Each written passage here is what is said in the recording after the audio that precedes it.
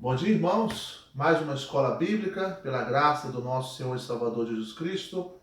Nós vamos iniciar com uma oração, vamos ter o nosso momento de oração, orarmos pelo nosso país, vamos continuar incessantemente orando pelo nosso país, para que Deus continue tendo misericórdia da nossa cidade também, do nosso estado. Orarmos pelas famílias enlutadas, que Deus possa confortar cada família em meio à perda de um ente querido, que Deus possa dar o consolo necessário. Orarmos também pela comunhão da nossa igreja, que Deus continue em meio a essas turbulências que estamos enfrentando, mas que a nossa igreja possa estar em comunhão, que nós possamos estar juntos, firmados com o Senhor, e com o propósito único de continuar marchando, seguindo e sendo fiel à sua palavra. Orarmos também pelas nossas irmãs, Germa, Gesilda, Ione, Delvira, Dona Nilza, que Deus continue cuidando delas e também de cada família, dos seus familiares. E sermos gratos também pelas bênçãos recebidas. Há muito que agradecer a Deus. Nós não podemos só pedir, devemos também agradecer por tudo que Deus tem feito. Deus tem dado cuidado, tem nos sustentado, e em meio a tudo isso temos visto que a palavra de Deus está se cumprindo. Então orarmos, sermos gratos a Deus por cada detalhe da vida e por cada forma que Ele vem se apresentando, mostrando que Ele está no controle de todas as coisas. Vamos orar então, irmãos. Pai de amor, nós somos gratos por mais uma escola bíblica, somos gratos, ó Deus, porque temos a oportunidade de falar da Tua palavra, que seja um momento de refrigério, um momento também de crescimento, ó Deus, espiritual.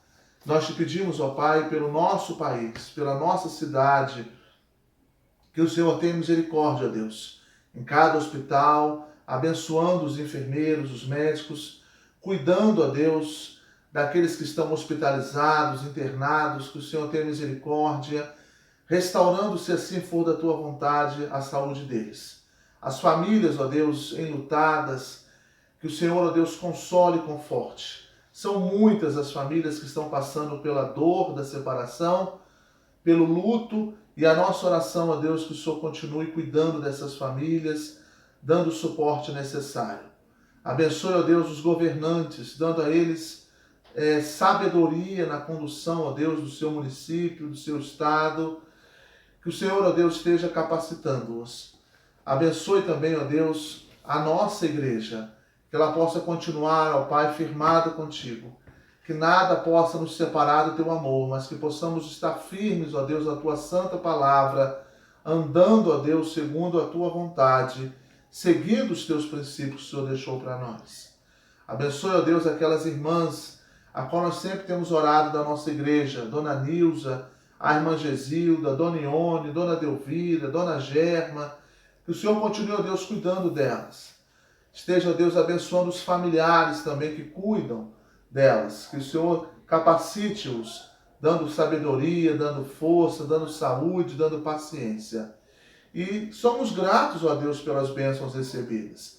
São muitas as maravilhas que recebemos e por isso somos agradecidos também por tudo que o Senhor tem nos oferecido. Continue, ó Deus, cuidando de nós. Continue, ó Deus, nos dando força para continuarmos caminhando na Tua palavra, levando o Teu Evangelho, ó Deus, a tempo e fora de tempo, pregando os Teus ensinamentos. Esse é o momento, ó Deus, de levar o Teu Evangelho, a Tua santa palavra. Nos dirija, nos capacite, nos oriente, ó Deus, nos guie por toda a verdade, para que possamos pregar unicamente o Teu Evangelho que transforma vidas. Nós fazemos esta oração em nome do Teu Filho amado Jesus. Amém, Senhor. Muito bem, irmãos, nós vamos para a nossa segunda lição. O tema é relacionamento perigoso, baseado, então, em Êxodo, capítulo 20, o versículo 3, que é o primeiro mandamento, que diz: não terás outros deuses diante de mim. Esse é o primeiro mandamento. É claro que o texto base é Êxodo 20, os versículos de 1 ao 3. Então vamos ler novamente. Então falou Deus todas estas palavras: Eu sou o Senhor teu Deus, que te tirei da terra do Egito, da casa da servidão. Não terás outros deuses diante de mim. Nós vamos estudar outros versículos propostos aqui pelo autor, baseado neste tema. Nós temos aqui alguns versículos e vamos então comentar passo a passo o que o autor fala sobre esse assunto. Na verdade, este mandamento é uma advertência que nos transmite uma profunda preocupação do Senhor com a nossa integridade física, moral, psíquica e também espiritual. Sua intenção é nos advertir do perigo que existe em nos relacionarmos com quem quer que seja diferente dele. Quão grande é o risco de entregar nossa fidelidade e dedicação a deuses que, na verdade, nunca existiram. O primeiro mandamento é a manifestação do amor de Deus ao seu povo. O primeiro mandamento é um alerta. Se optarmos por Deus, teremos guarda, carinho e salvação. Mas se o substituirmos por algo ou alguém, estes nos tratarão falsas e momentâneas alegrias, pois fora de Deus teremos humilhação, desesperança e condenação. É interessante que ele, no início aqui, ele fala dessa questão da prioridade divina, que nós devemos priorizar a adoração ao Deus que criou os céus e a terra. O versículo 2 fala: Eu sou o Senhor teu Deus, que te tirei da terra do Egito, da casa da servidão. Então aqui o próprio Deus se apresenta como um Deus libertador, um Deus que tirou o povo hebreu do Egito, tirou o povo de Israel da servidão. E aí ele diz: Não terás outros deuses diante de mim. Então ele antes faz uma apresentação de quem ele é e o que ele fez com o povo, para depois então mostrar que ele queria exclusividade. E ele fala que se nós substituirmos esse Deus por outros deuses, a nossa alegria ela pode ser temporária. E nós substituirmos o nosso Deus Todo-Poderoso, ele diz aqui: teremos falsas e momentâneas alegrias, pois fora de Deus teremos humilhação, desesperança e condenação. Então, Deus proporciona coragem, amor e salvação. Eu abandonando esse Deus maravilhoso, que me proporciona paz, amor e salvação, só me resta então o quê? Desespero, humilhação e condenação. Quantas pessoas têm optado por falsos deuses, estão passando por tantas humilhações e não conseguem enxergar o porquê que estão passando por elas? Por escolhas, por más escolhas que fizeram. E por isso, então, agora estão sofrendo resultados, consequências das suas más escolhas. Número 1. Relacionamento com Deus e deuses na Bíblia. A intenção da Bíblia é clara em provar que só existe um único Deus. Abra sua Bíblia em Isaías 43:10. Isaías 43:10 mostra para nós que há um só Deus. Olha o que diz o versículo 10. Vós sois as minhas testemunhas, diz o Senhor, o meu servo, a quem escolhi, para que o saibais e me creiais, e entendais que sou eu mesmo, e que antes de mim Deus nenhum se formou, e depois de mim nenhum haverá. Eu sou o Senhor, e fora de mim não há Salvador.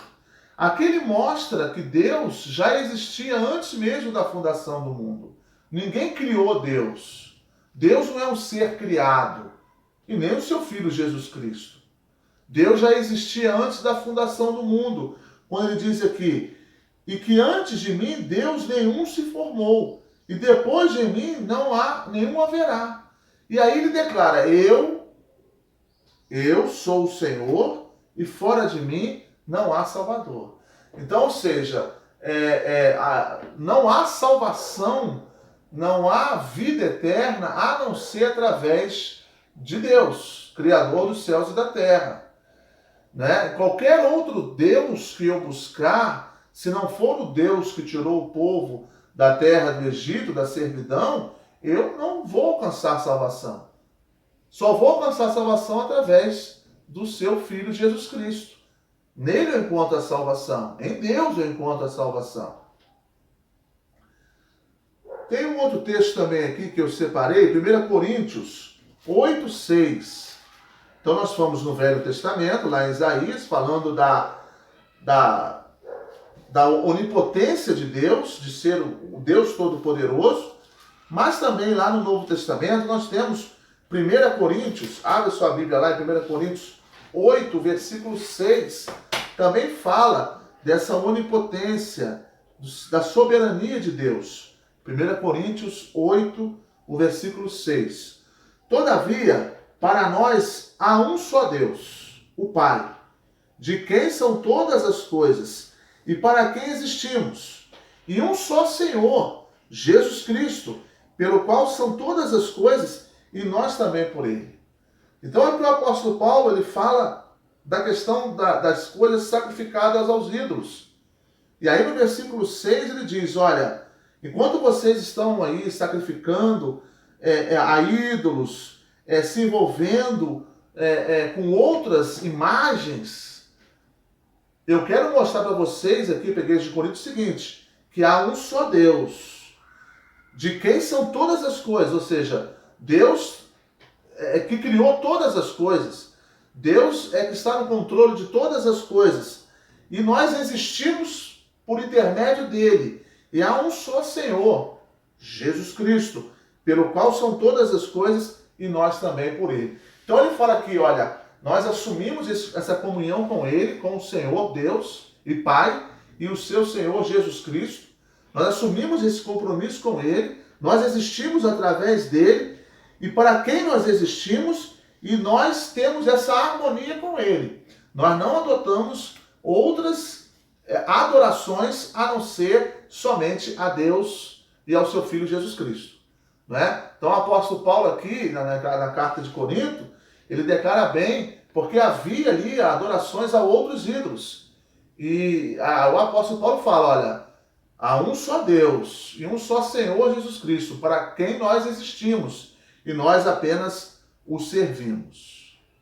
Não existem deuses. Entretanto, no período do antigo povo de Israel, muitas nações adoravam seus ídolos.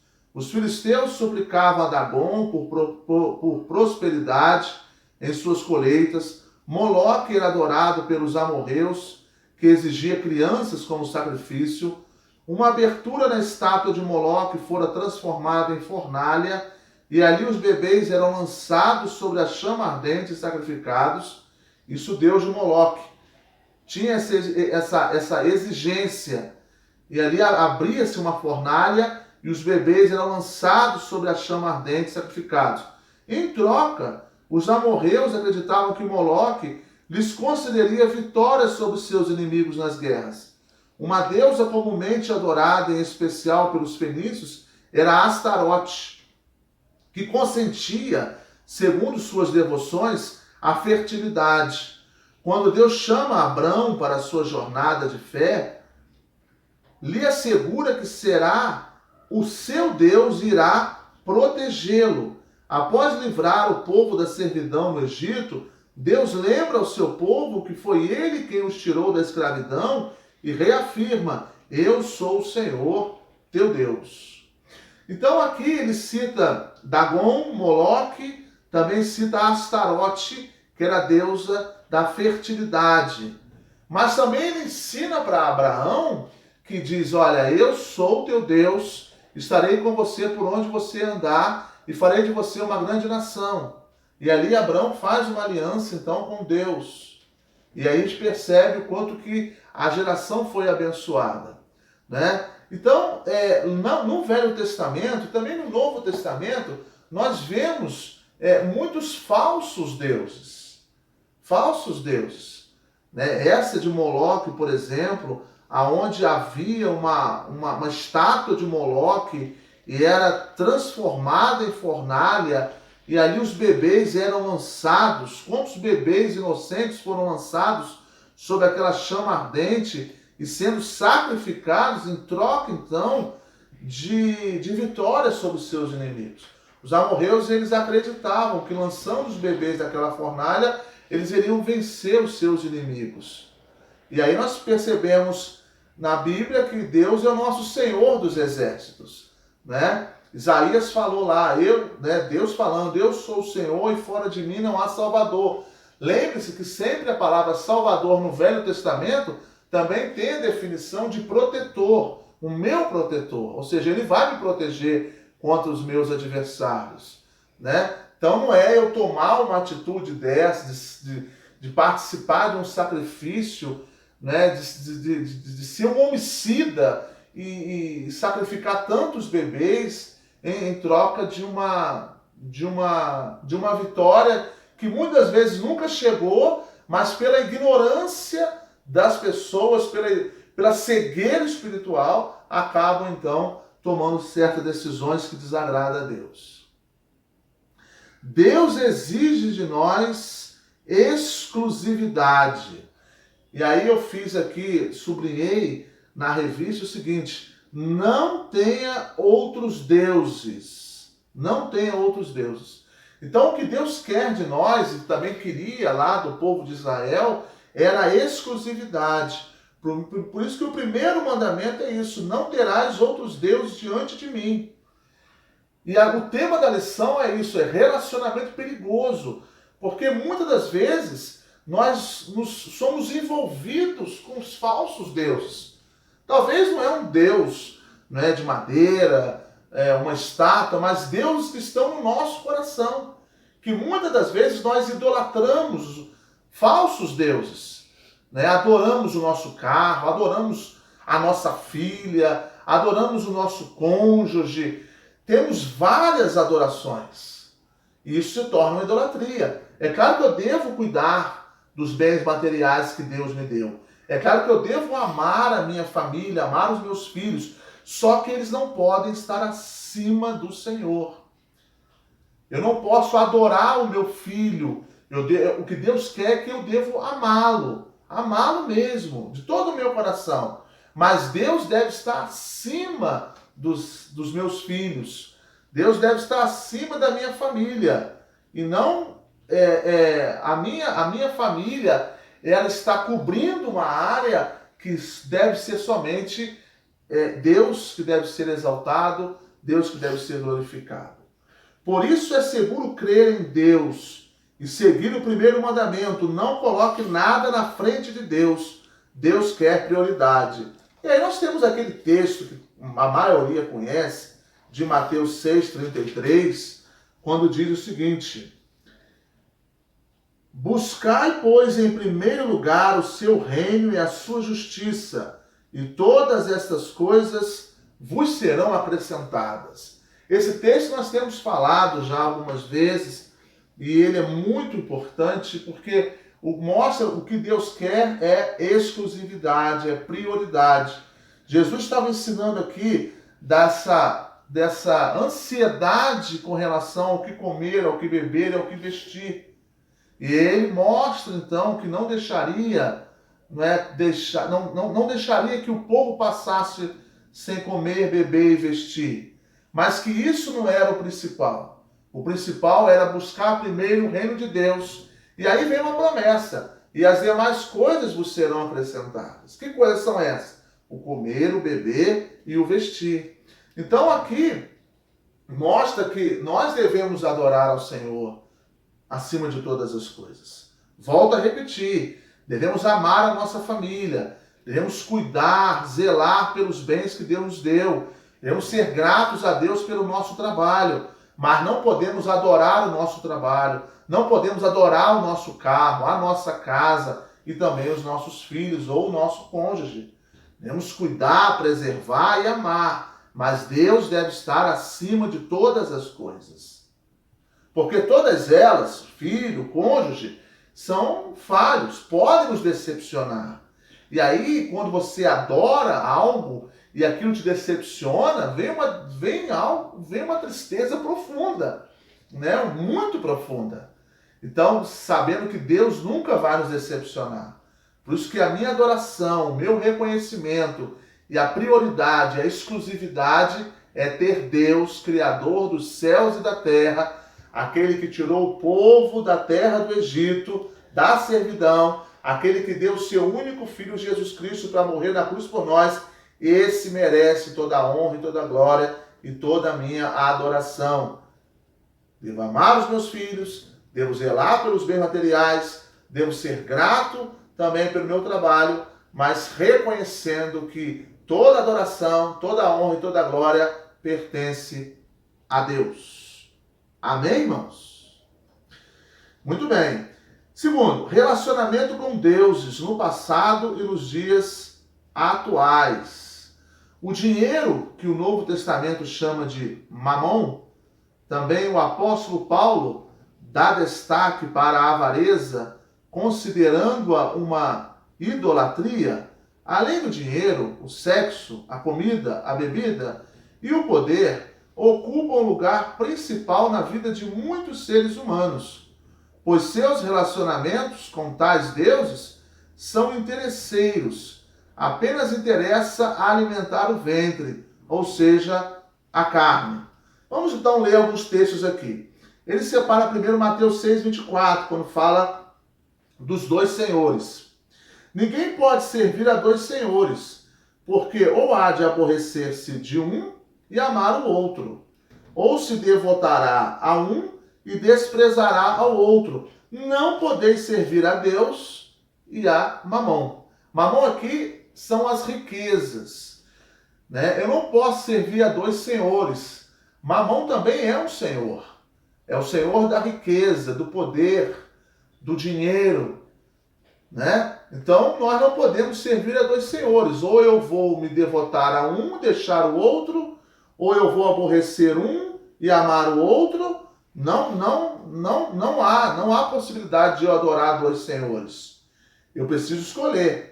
Eu não posso servir a Deus e a Mamon, né? E às vezes nós, com a nossa boca, nós declaramos que nós adoramos a Deus, mas o nosso coração ainda adora Mamon, o Deus da riqueza. Então nós precisamos pedir a Deus para purificar, esquadrinhar o nosso coração, criar um coração puro, para que tenhamos então a sabedoria, a maturidade de escolher a quem nós vamos servir e quem merece realmente toda a honra e toda a glória, que é o nosso Deus, Criador dos céus e da terra, o nosso Pai Celestial. Eu preciso do dinheiro? Sim, eu preciso dele. E quem dá é Deus, quem nos abençoa é Deus, mas o que eu não devo é amar o dinheiro. A Bíblia fala que o amor ao dinheiro, não sei se eu separei esse texto aqui, creio que não. O amor ao dinheiro é a raiz de todos os males. O amor ao dinheiro. Então não é pecado você ser rico. Não é pecado você alcançar bens materiais. Pecado é você depositar o seu coração, né, o seu amor, todos os seus sentimentos naquelas propriedades que você tem. Né? Se Deus deu essa oportunidade de você alcançar bens, e se Deus te deu a oportunidade de você ter muito dinheiro, que Deus te abençoe. Mas que você não ame isso. Não ame isso. Que você possa amar e depositar toda a sua esperança em Deus, Criador dos céus e da terra, e um Deus rico que pode suprir todas as nossas necessidades. O outro texto é Colossenses 3:5. Colossenses 3:5 também fala sobre essa questão. Fazei, pois, morrer a vossa natureza terrena, ou seja, em algumas versões fala mortificar. em nós a natureza terrena. E o que seria a natureza terrena? Prostituição, impureza, paixão, lascívia, desejo maligno, avareza, que é idolatria. Então, a avareza é nesse sentido de você amor ao dinheiro, né? Amor aos bens materiais. Isso é uma idolatria. Existem pessoas que são escravas disso. Realmente, a avareza é o seu senhorio, né? Ela não consegue se soltar, né, dessa prisão, dessa corrente. Ela está acorrentada na avareza. Por isso que o apóstolo Paulo fala que é idolatria. Eu não separei aquele texto, eu vou ver se eu posso achar aqui, para nós podermos... Isso, achei. A questão lá do amor ao dinheiro. 1 Timóteo, capítulo 6, o versículo 10. Ele fala da questão de você se contentar com o que Deus te dá. Olha o versículo de número 7, 1 Timóteo 6, 7. Porque nada temos trazido para o mundo, nem coisa alguma podemos levar dele. Tendo sustento e com que nos vestir, estejamos contentes. Ora, os que querem ficar ricos caem em tentação, cilada, e em muitas concupiscências insensatas e perniciosas, as quais afogam os homens na ruína e perdição. Por quê? Porque o amor do dinheiro é a raiz de todos os males, e alguns nessa cobiça se desviaram da fé, e a si mesmos se atormentaram com muitas dores. Então o dinheiro, o amor ao dinheiro, ela é uma arma pesada para nos afastarmos da fé em Cristo Jesus. O amor ao poder, né? O amor ao poder ali é uma arma pesada para nos afastar da presença do Senhor. E o apóstolo Paulo é bem simples. Tendo o que comer, o que beber e o que vestir, estejamos contentes. As palavras de Agur, aí eu vou lá, também não está marcado aqui, mas eu vou compartilhar com os irmãos. As palavras de Agur lá no livro de Provérbios, vira e mexe, eu converso com a igreja sobre esses versículos, né? Que Agur diz o seguinte, Provérbios 30, versículo de número 7 e 8. Duas coisas te peço, não mais negues, antes que eu morra. Afasta de mim a falsidade e a mentira. Segundo, não me des nem a pobreza nem a riqueza, dai-me o pão que for necessário. Em outras versões fala, não me des nem a pobreza nem a riqueza, mantém-me da porção acostumada. Então, são palavras sábias, né? Já que o apóstolo Paulo falou que nada vamos levar daqui, e já que Jesus falou que eu devo buscar primeiro o reino dele e as demais coisas vos serão acrescentadas, e aí Agur chega e fala, mantém-me da porção acostumada, não me dê nem a pobreza nem a riqueza, mas mantém-me da porção acostumada, nós estamos aprendendo a palavra de Deus. A palavra de Deus ela é divinamente inspirada e proveitosa, né? Então, os ensinos dela são suficientes, porque nosso coração ele é enganoso. E muitas vezes a gente começa a crescer na vida e começa a esquecer de Deus, né? Começa a se tornar famoso, começa a ter um pouquinho de poder, já começa então a criar asas e querer voar, né? Então, Deus conhece o nosso coração. Então, o mais importante é pedir a Deus que purifique o nosso coração e nos dê entendimento que tudo aqui é passageiro, que o mais importante é nós caminharmos com o Senhor e termos a certeza de vida eterna, mas enquanto vivermos deste mundo, pedimos a Ele que não nos dê nem a pobreza, mas também não dê a riqueza, mas nos mantém da porção de costume, para que possamos viver, tendo o que comer, o que beber e o vestir.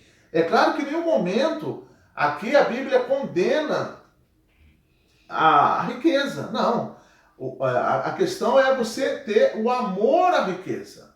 Você depositar toda a sua esperança no dinheiro, no poder e na riqueza que você adquiriu ou pretende adquirir. Quando eu começo a focar só nisso, eu deixo de buscar Deus em primeiro lugar. Ele não é mais prioridade. o foco já não é mais ele. Aí que é o problema, né? Sabendo que Deus é o nosso Senhor, o nosso Salvador, e eu devo colocar Ele em primeiro lugar, então eu preciso entender isso.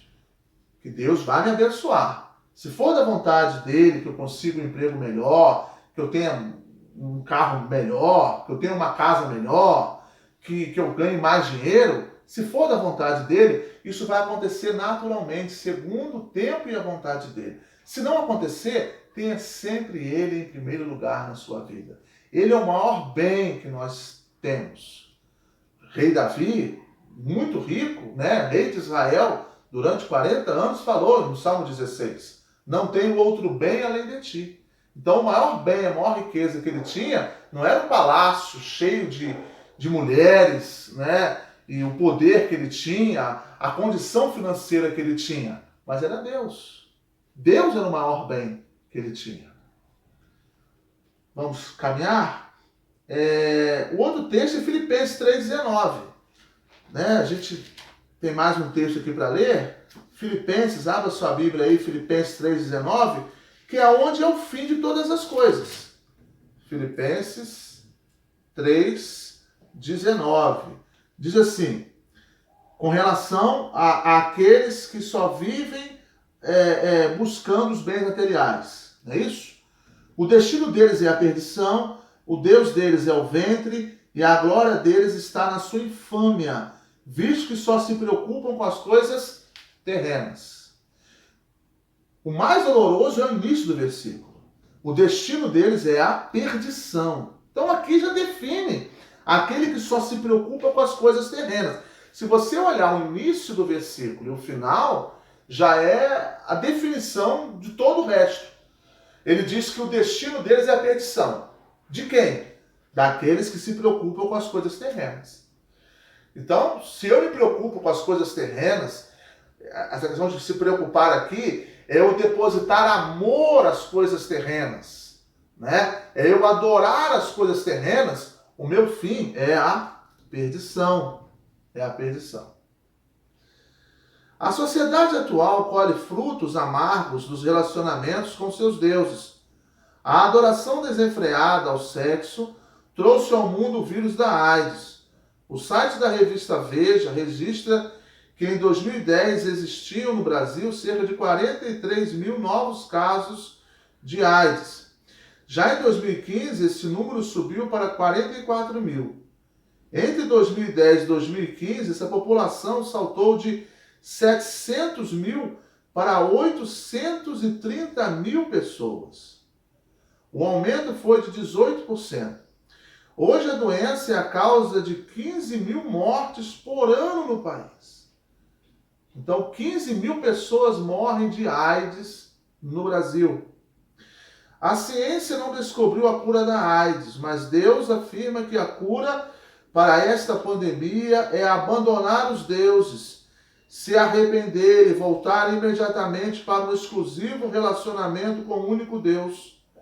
A erradicação da AIDS só será possível quando a sociedade obedecer a Deus, venerando-o com um matrimônio honrado e adorando ao Senhor, respeitando os valores familiares. Ou seja, quando nós estamos distante da presença de Deus, nós estamos sofrendo.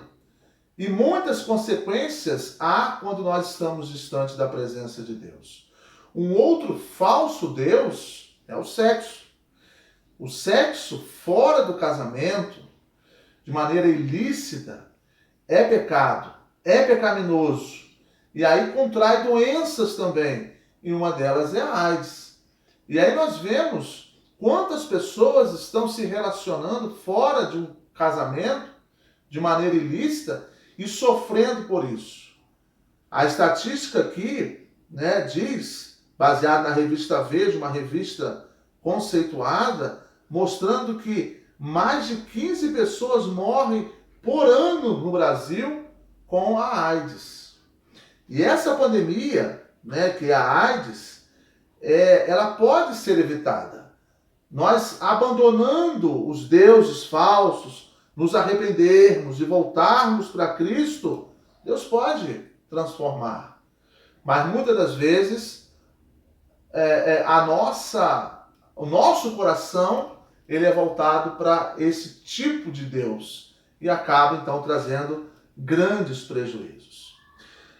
A sociedade atual precisa urgentemente abandonar a adoração aos seus ídolos, que não são apenas de pedra, madeira e bronze, mas escravidão ao dinheiro, ao sexo, ao poder, e conceder soberania a Deus em sua vida e atitudes. Com certeza.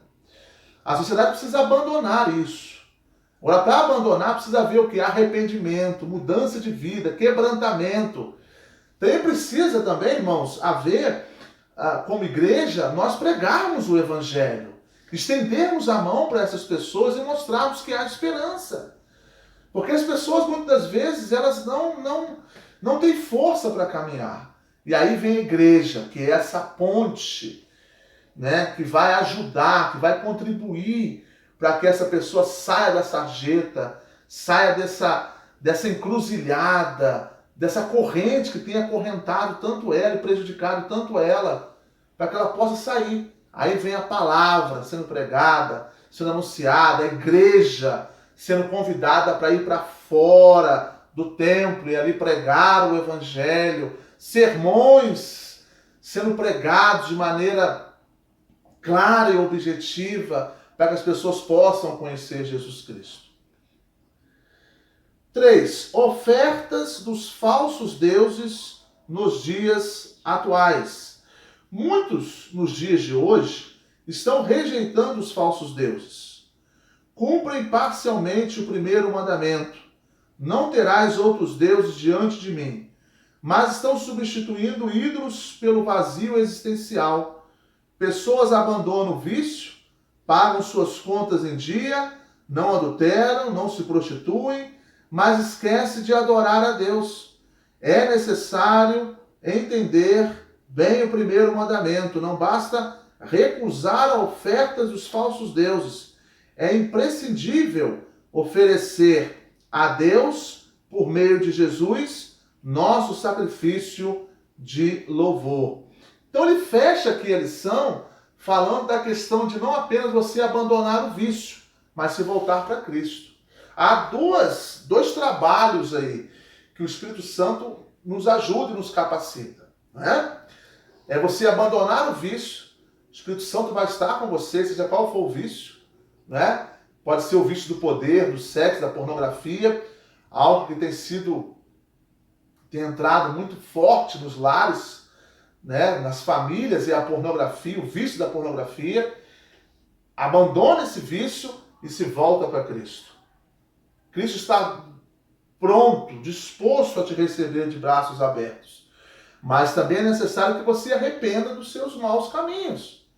Quando Pedro acaba de pregar lá em Atos 2, ele diz, quando é perguntado: que faremos, varões e irmãos? Arrependei-vos e crede no Evangelho. Então, é necessário arrependimento. Arrependimento é mudança de vida. E crer no Evangelho, caminhar com Cristo. Tudo isso, o Espírito Santo trabalha na nossa vida. E a igreja também contribui. Ela precisa, né? A igreja, como noiva de Cristo, ela é essa arma principal para aproximar ou estreitar esse relacionamento entre você, que está afastado, com Cristo. Para pensar e agir, responda para si mesmo: Deus ocupa o primeiro lugar na minha vida e adoração? Isso é uma pergunta muito importante, mas pessoal. Em que posição, em que lugar Deus está no teu coração? Ele está ocupando o primeiro lugar? Nós vimos ali em Mateus 6,33 e outros textos, Êxodo 20, o versículo 3, não terás outros deuses diante de mim, que Deus, ele quer exclusividade, prioridade. Ele tem ocupado o primeiro lugar na sua vida. Ele tem ocupado o primeiro lugar na sua adoração. Ou é o seu filho, ou é os bens materiais, ou é a pornografia, ou é o seu cônjuge, Ou é o seu trabalho? Quem está ocupando o primeiro lugar na sua vida? Muitas das vezes nós honramos o Senhor com os nossos lábios, mas o nosso coração está distante. Ore, peça perdão a Deus e passe a pedir que o Espírito Santo te capacite para que você possa ter Deus em primeiro lugar. É exatamente sobre isso que trata o primeiro mandamento. Nossa vida só tem sentido se Deus estiver em primeiro lugar. Deus é o nosso porto seguro. Quero terminar com Isaías 41:10, é um versículo que eu tenho lido muito nas minhas visitas que eu tenho feito, em meio a essa pandemia, pessoas atribuladas, preocupadas, pessoas aflitas. E a palavra de Deus, ela é suficiente, ela traz conforto, traz alegria em meio à dor, em meio ao sofrimento. Isaías 41:10 diz: não temas. Ele já inicia dizendo: não fique com medo, porque eu sou contigo. Não te assombres, não fique assustado, porque eu sou o teu Deus. Eu te fortaleço, te ajudo e te sustento com a minha destra fiel. Em outras versões termina: com a minha mão direita vitoriosa. Não temas, não fique preocupado, não fique assustado, não fique assombrado, não fique com medo. Eu sou o teu Deus, eu estou contigo. Eu te fortaleço, te ajudo, te sustento com a minha mão vitoriosa. Esse é o Deus que tirou o povo da terra do Egito, da servidão. Esse é o Deus que deu seu único filho Jesus para morrer na cruz por nós. Esse é o Deus que nós devemos ter ele em primeiro lugar na nossa vida. O Deus criador dos céus e da terra. O Deus provedor. O Senhor é o pastor, nada me faltará. O Deus protetor. Ele é o nosso refúgio e fortaleza, socorro presente na angústia. E o Deus salvador. Fora de mim não há salvação. Então esse Deus fala para você não ter medo. Esse Deus fala que é o teu ajudador e te fortalece e te sustenta. Confie nesse Deus. Ame a Ele de todo o seu coração. Não permita que nada e nem ninguém possa estar em primeiro lugar na tua vida. Não decepcione o Senhor. Nós somos pecadores, fracos, frágeis, e realmente decepcionamos Ele muitas vezes. Mas quando nós conhecemos a Sua palavra, deixemos que o Espírito Santo possa nos conduzir e nos guiar por toda a verdade, para que possamos então compreender, irmãos, e entender que nós devemos tê-lo em primeiro lugar em nossa vida. Amém? Vamos orar. Pai de amor, muito obrigado por esta lição. Esperamos, ó Deus, em Ti que o Senhor seja glorificado e exaltado. Esperamos também, ó Deus, que vidas possam estar atentas, vigilantes, para tê-lo como único e suficiente em sua vida. Sabemos, ó Deus, que o mundo ele jaz no maligno, com muitas ofertas, com muitos atrativos, e muitas das vezes, como pecadores, somos atraídos e levados por esses desejos carnais. Então nos ajude, ó Deus. Perdoa os nossos pecados. Falhamos constantemente, decepcionamos a Ti muitas vezes. Perdoe as nossas falhas e nos dirige, ó Deus. Nos conduz para a Tua verdade, para que possamos então entender que o Senhor quer exclusividade. O Senhor, ó Deus, é a nossa prioridade. Possamos Te servir, amar a nossa família, cuidar e zelar pelos bens que o Senhor nos deu, mas que possamos priorizar em unicamente Te adorar, a Deus toda a honra e toda a glória. Nós fazemos esta oração em nome do Teu Filho amado Jesus. Amém, Senhor. Deus te abençoe.